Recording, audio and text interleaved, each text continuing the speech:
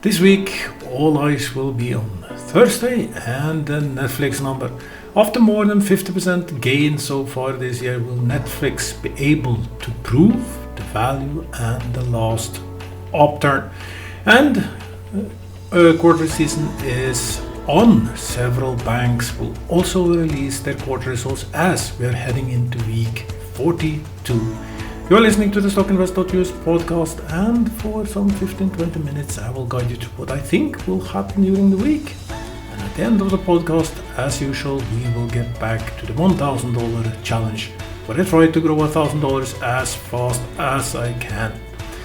Over the last 2 weeks I've been on holiday. I have enjoyed 15 days in Turkey with nothing more than sun and pool and an occasional drink and the night show. So it was a good time for me during this time. I didn't pay any attention, or at least very little attention, to the stock market. Getting back, I can say that Nasdaq has been doing fairly good. It managed to push up through the resistance at $18,000, currently sitting at 18,343 points after being up 1.13% this week. And Dow Jones is doing good as well, up 1.21% for Dow Jones, as it is on 42,864 points. And if you look at the charts, we can see that Nasdaq has been able to move out from the clearly falling trend. And if we go 3 weeks back, I said I had a hard time to see Nasdaq managing that. But Nasdaq is actually doing it. It's pushing in back to the upwards trend in the short term, and with little resistance above it can actually go very fast. As I said so many times, you can easily have a run to 20,000 points. I will get back to this in just a bit. So what else have happened during my time off? Well, job numbers came in and they were very good. But I warn you, and I think you will see that I will be very correct. Remember, it is election in less than 3 weeks. I would not trust these numbers by any means. You can look at a company like 7-Eleven, for instance. They just shut down 20 of their shops. The tech industry has been laying off people en masse at a very strong pace during 2024. Still, and we had the huge revision of 800,000 jobs just 2 months back, where they had to admit there was less, and suddenly now we are going from 4.3 unemployment rate to 4.1 after so-called very strong job numbers. There's a lot of things that do not add up, and I would not trust these numbers too much. So what does and why is that unemployment so important? Well, unemployment reflects the economy, and everyone is arguing that the economy is super strong. We do know the huge influx which of money which been put into more governmental, bigger governmental sector, speaking for US, but it's a typical sign in all Western Europe countries. We had the same thing. You have slightly left politics and you grow the public sector to insane sizes, just by increasing your taxes and in general lowering your buying ability, your buying power. So this case is also for US. Most jobs are in public sector. Is not private sector who is growing, and we've seen the change over to AI. But AI will also create a lot of new jobs, already doing so. The job numbers came in strong, and suddenly everyone starts to talk, well, maybe we cannot cut the interest rates as fast as we can, and maybe that big 0.5 cut came a little bit early. Well, again, I'm just mentioning it is election in US, and you don't have to be a conspiracy theorist to understand how things work. And some numbers, they are coming at certain times to give certain pushes and incentives. Now everyone is talking, oh, maybe there will be no as fast interest cuts as previously announced, because prices are going up. Again, as you know, the consumer price index numbers came in a little bit higher than expected. And this is aligned with what I have been telling you, that yes, prices would go down as they did. At first I told you the prices would go up, the inflation would be sky high. And I was lucky, it actually did, and we had the downturn. But I've been warning you, the prices will increase. And this is the first sign that I might be correct, because the inflation numbers were higher than expected. And I personally believe that you will just see inflation again rocket, meaning that you cannot touch the interest rates as fast as you want. Maybe not even at all. Maybe you have to go the other way to continue to increase the inflation. I will shortly argue, just so you have some meat on the bone, why do I think inflation will go up? Well, first off, there is too much money being put into the system. The money printing is continuing. There is billion over billions, even talking trillions in the United States being handed over the fist.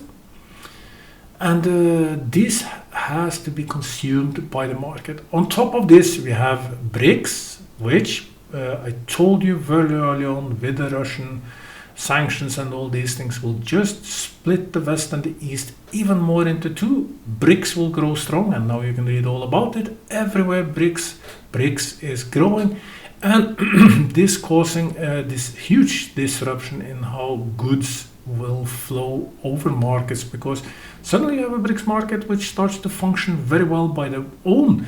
Dollars is under threat, and that means that suddenly a lot of dollars can come moving back to the United States, which will absolutely put pressure on everything related to price. So there is, in my opinion, a lot of things arguing why prices should increase. And that inflation will not go away as we think.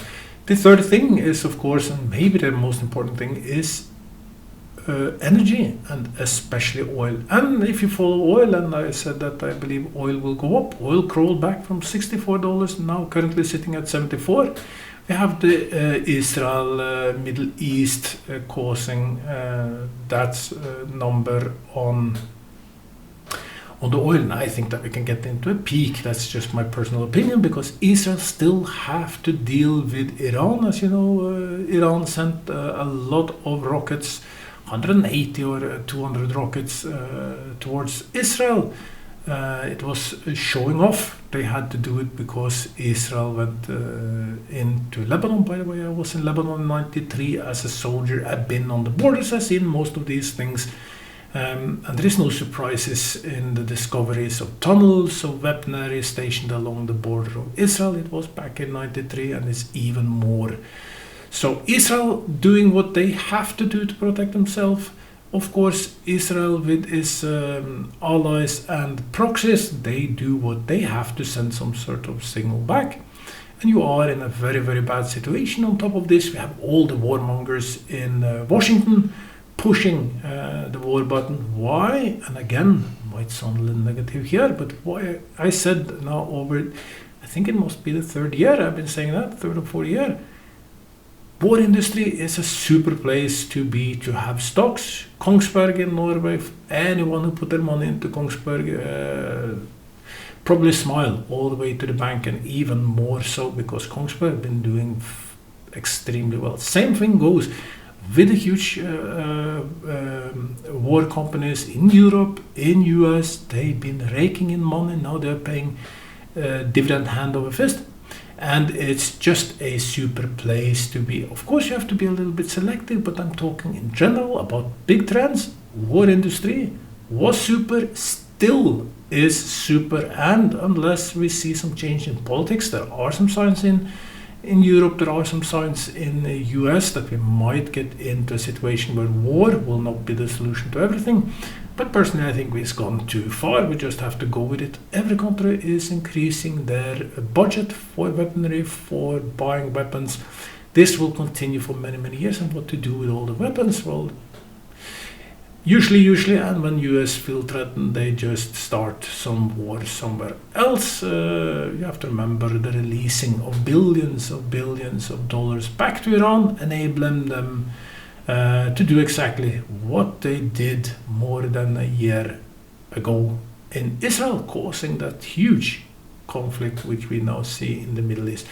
Things are correlated, they hang together. And there are reasons for everything. If you are able to read the trends, and we'll not try to make this into a sad podcast, but if you are able to read trends, you can trade on these. And I told you, I believe Asia will do fairly good. Go back 5, 6, 7, 8 podcast. I told you I would invest. We are now 3 months back. I will invest into Asia because I see huge buying opportunities in Asia, and exactly that happened.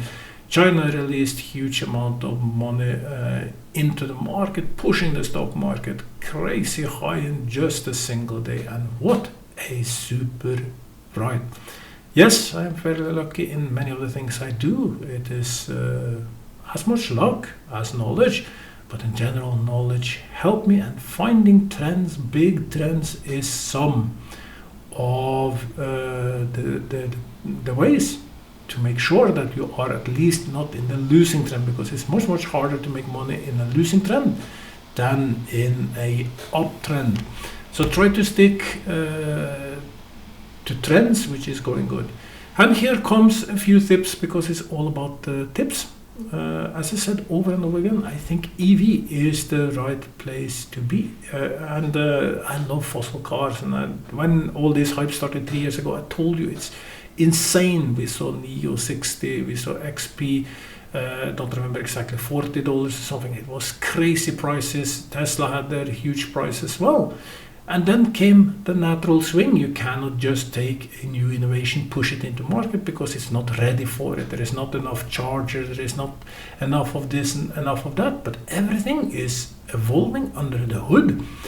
Everything, the infrastructure is getting there, the cars are getting there, the mileage is getting better, everything is getting better, and the future is not fossil car, it is electric cars. I am willing to bet on this. Actually, I'm doing, because I am into electric cars.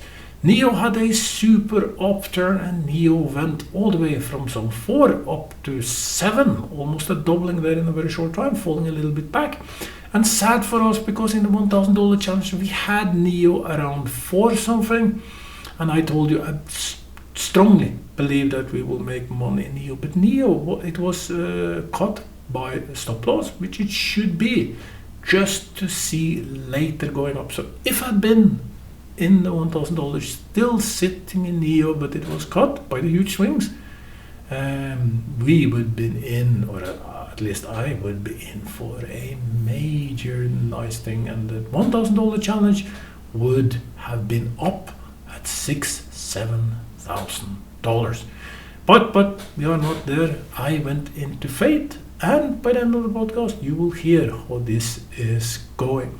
Now back to the things that I was mentioning. About trends and things, and Nasdaq, as I said, 18,300, sitting just above 18,300, may easily rocket to 20,000. Personally, I don't believe we are done with inflation. We are not done with a lot of things. Still, markets are pushing. At some point this will come to an end. I thought we were at the end, that we will slowly start to see the downturn, but again, things are not too bad in the way. How do I handle all this? Well, I am not fully invested into the stock market, because to me it is too risky. I have well diversified in several other items, crypto being one of them, lending being another one, etc. etc. I try to diversify, and when I see a huge buying opportunity, I just increase into the stock market. But so far I am a little reluctant, because if we really dig down into the numbers, and you may see this in your portfolio, there are certain companies, and it's usually the big ones, which have been moving the market over the last few years. It's not the common stocks. Most stocks are struggling.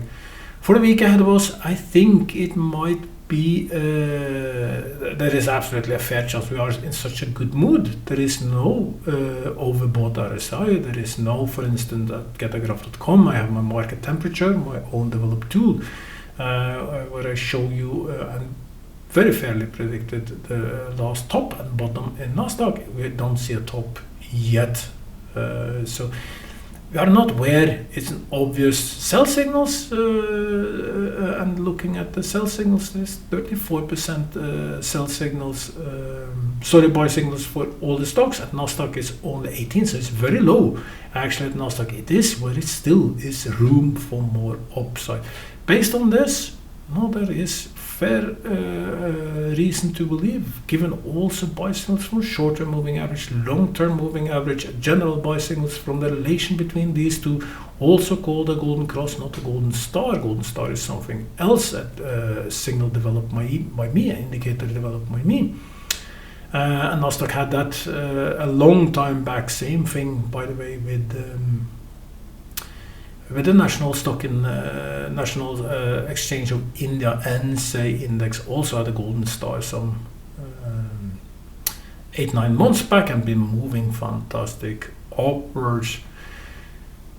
For the week ahead, I think these things will come to matter. It is the banks. Banks will release quarter results. It will be Schwab tomorrow. You will have a few consumers, J&J, Johnson & Johnson. You will have United States Airlines. So these can actually set a little tone, because everyone expects earnings to be less. Actually, there will be not as good quarter results as in Q2. Now we will be in for not as good quarter results. Wednesday will be Morgan Stanley. Thursday we will have the ordinary job numbers. My guess they will be on the upper end, around 240 somewhere. And you will have Netflix, and Netflix absolutely will, all eyes will be on Netflix. Will Netflix go up or down? Hard to say. At stockinvest.us you can go to your ticker. We warn about the upcoming earnings, and we tell you how much the stock most likely will swing during the day, and it's fairly accurate. So you can see, but it can go plus, it can go minus, everything you will see on Thursday. There is even at stockinvest.us you will find where we show you how Netflix have been moving before, during and after quarter results. You just go to your ticker, you find the correct tab, and you will find all the information that I'm telling you now. Friday, American Express, Procter & Gamble. Personally, I am just into consumer. I like to see how consumers behave, because this, I think, will paint the picture of the long-term. Banks, they make money anyway. Going up, going down, banks. Banks is just banks. I believe there will be, in the numbers, there will be, of course, different things to look at. And credit cards is especially interesting to watch. We know that the delinquency rate is extremely high. People are not able to pay their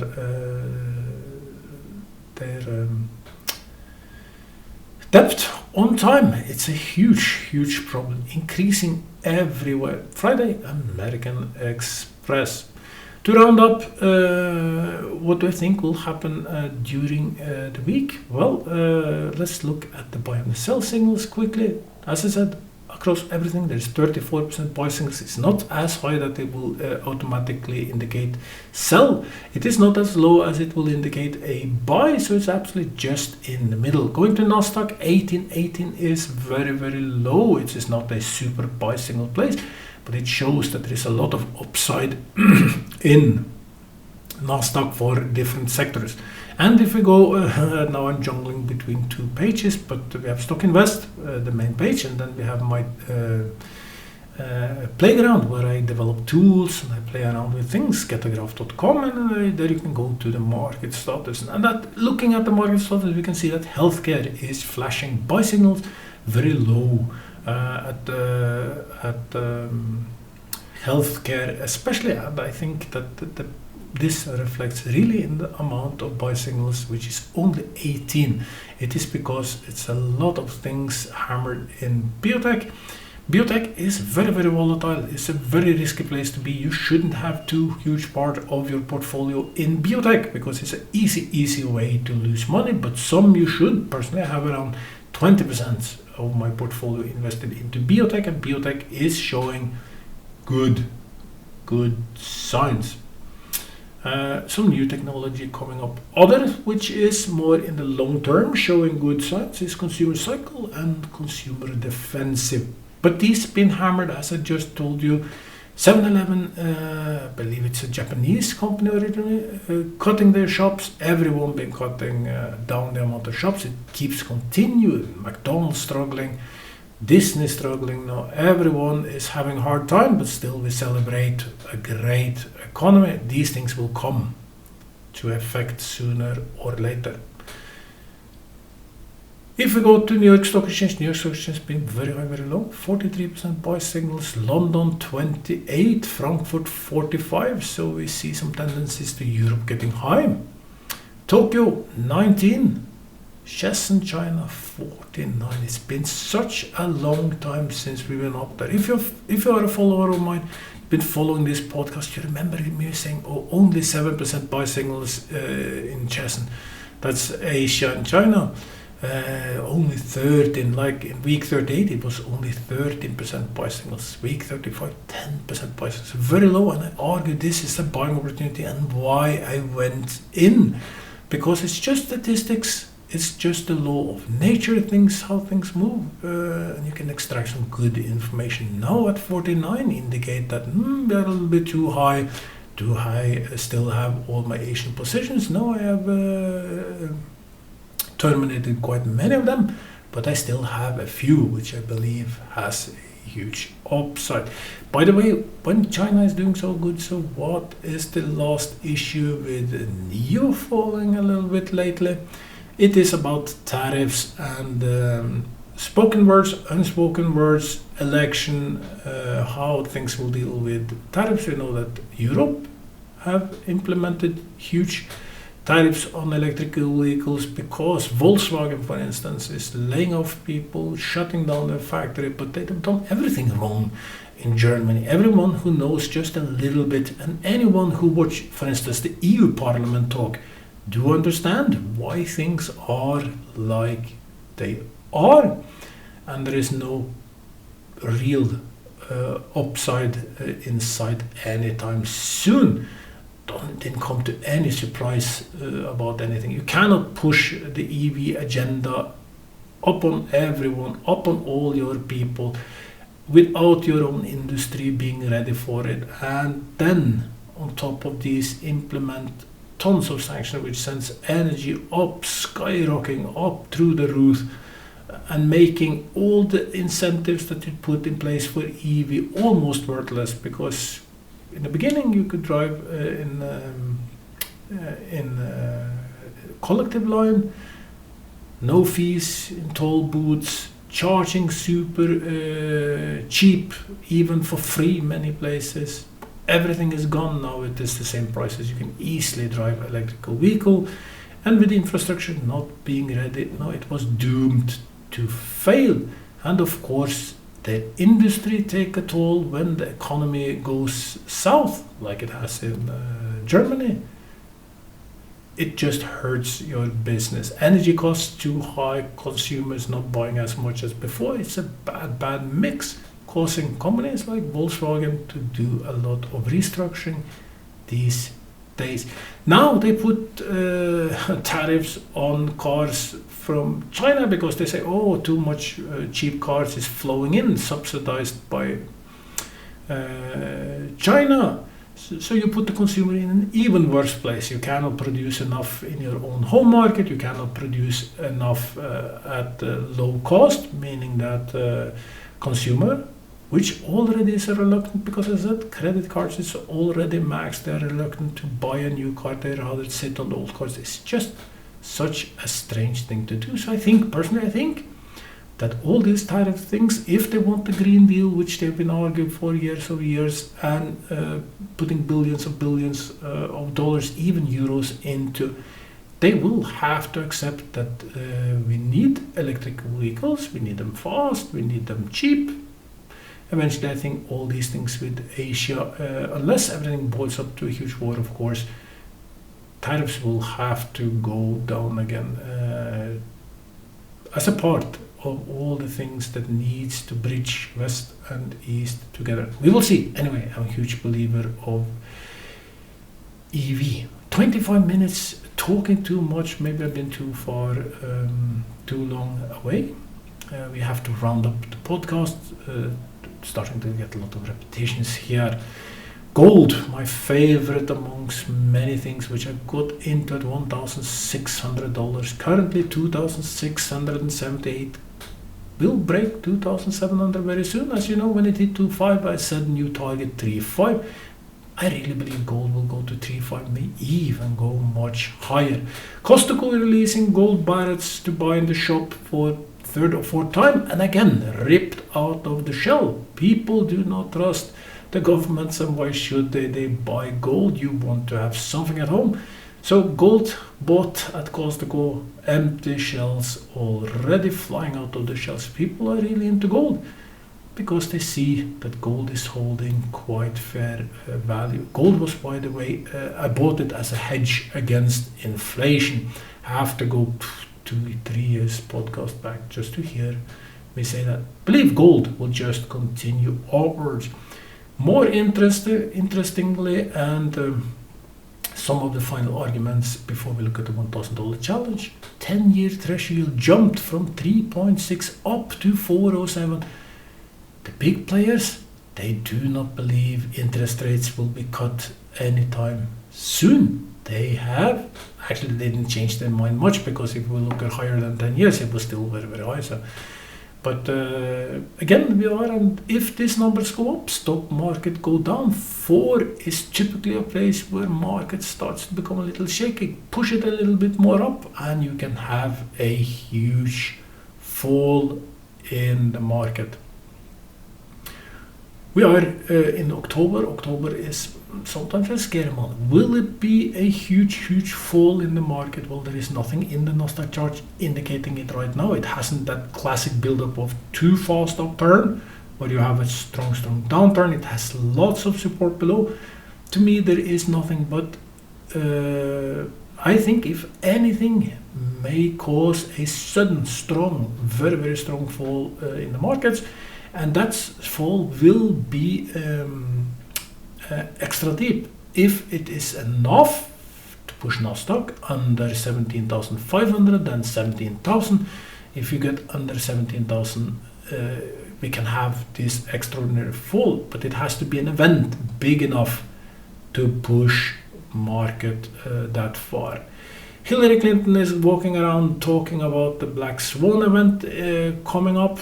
Will it be stock markets? Will it be something totally else? It's related not as much to stock market, but in general, she warns that something will come up, and that might, in my opinion, just be a huge escalation in the Middle East. Now it's pretty calm. We haven't read much in the news lately, but Israel have to respond to Iran's last missile attack.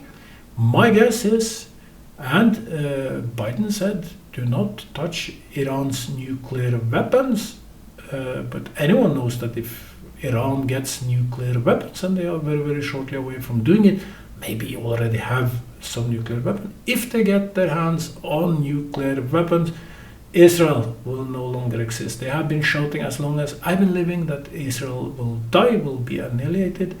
They have refrained it over and over again. They are shouting it in the streets, like Western countries, like Europe now has an increasingly Jewish hate against Jews. Also was very, very easy to spot this trend early on. We go a little bit to the left, and then we have all these things happening again. You need to be in the middle, not too far to the right, not too far to the left. Now the pendulum been to the left side. We have Jew hate all over Europe, US even crawling up at a very, very fast speed. So of course Biden says you cannot touch Iran nuclear, but anyone knows that Israel, they have to be preemptive, they have to do something. It is just, in my opinion, everyone says, no, and even Biden and his administration says, well, we'll understand if you hit the oil installations to hit their economy. If they do that, oil will go up. So oil, again, why I argue so much for oil. But I think, my personal opinion, and several others have been arguing for at the same time, this is maybe the one chance Israel have, as it is in this war phase, to hit everything related to Iran and nuclear power. And if they do that, and they don't do just a small, because they have to do for their internal sake, for the politicians in Israel, they have to show their population that they respond to the attack. So they are in the seat where they have to do something. They cannot just let it pass. That's a sign of weakness, and why we get into these constantly wars, etc. Why Ukraine war keeps raging on, just killing hundreds of thousands of young men, ripping especially young men out of their family, losing a whole generation, sadly. All of it because of testosterone. And not discussion, negotiation, and peace talks, and working for humanity. Israel will have to respond. My guess is they will respond, taking out nuclear weapons or nuclear facilities, and I think that may cause Iran actually to go hard on a third response, because Israel already said in very diplomatic ways, if we just do a retaliation, a small one, we will not do anything. Israel have their squeeze, Iran have their squeeze. We will just see if there will be a huge Black Swan event. I think that one might be the trigger, and it probably will maybe even come this week. 31 minutes, too much talk about politics in this podcast. $1,000 challenge. What happened? Well, we was into Fate.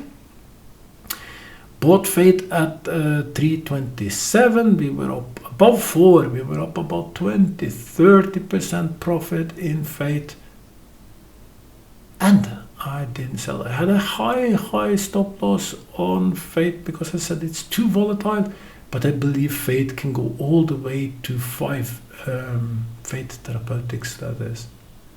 What happened while I was in holiday? Well, Fate did not make it. Fate just fell and was cut by my huge stop loss. Before going to holiday, we were 20% in plus.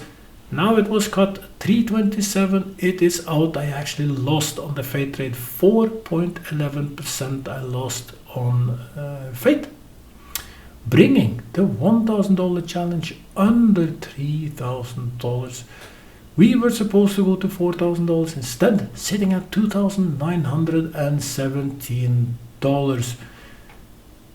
What a shame. We had the Neo trade before, which was indeed successful in the long term, but also that one was cut by the stop loss. Could have been totally different picture. Instead, I've done everything wrong for several weeks now. I have to up my game. And you've been patiently waiting. What will I buy? So here comes the huge disappointment. I will not buy anything this week because I really need to study the charts. I just got back from holiday. I hadn't had time to find which stocks I want to go into. You might be sitting in Fate. Do I think Fate will roar back? Yeah, I think so, but there is no guarantee for anything. I said the same thing with Neo. Neo was cut by stop loss, but I said I believe Neo will do very, very well. It's just a matter of timing. It's that exact thing, the timing, which is the problem. So sadly, my friends, I will not buy any stock this week. I will use the week to find a new candidate. Next week, I promise you, I will be in. If things go okay, we will have a good week. I hope so. I hope the markets will just remain strong. I for sure hope that you will make a lot of money this week. I will end the podcast with a few tips, which I cannot repeat too often. Use stop loss. Yes, you see Fate got the wrong way, you see Neo got the wrong way, but over the long run, it will save you. It will absolutely save you. Yes, it feels really bad when you see your stock be cut by stop loss just to move up the next day. The problem, the tricky thing is setting the correct stop loss.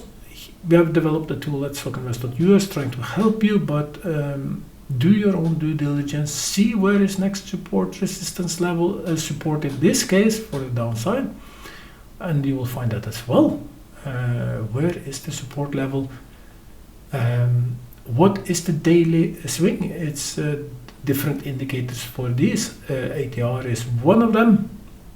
True range, just showing how much it swings during a day, and you have to put this into your equation because many stocks do 10% easily during a day. They swing up and down 10% during the week. I'm developing a few new tools which will work exactly on these things. When should you buy? When should you sell during a day? Hopefully next week I will tell you where you can find it so you can enjoy it yourself. But stocks move in a classical pattern that is usually a very low during the day and a very high. And some just do that same movements over and over again, just within few minutes or maybe half an hour difference during the day, so we can actually trade on it. And I will try to create a nice tool which you can use for free. No stocks in the $1,000 portfolio. I had such a nice, great holiday. I came home to do what I really love. Yesterday I had a chance to do some metal detecting, finding a lot of nice old coins. So I had just a super time. Now it's a new trading week. I can only wish you will have a super duper week. Use stop loss, use trends, try to predict what will happen, use the big lines and trade in this. And when we see you next week, I hope that your portfolio will, as I said, be much greener than it was in the beginning of the week. Until then, see you. Welcome to stockinvest.us stock analysis. We remind you that trading involves a high risk of losing money, and that you should speak with a financial advisor before buying or selling any securities. You should not base your investment decision upon stockinvest.us. By using the information you agree and are held liable for your own investment decisions.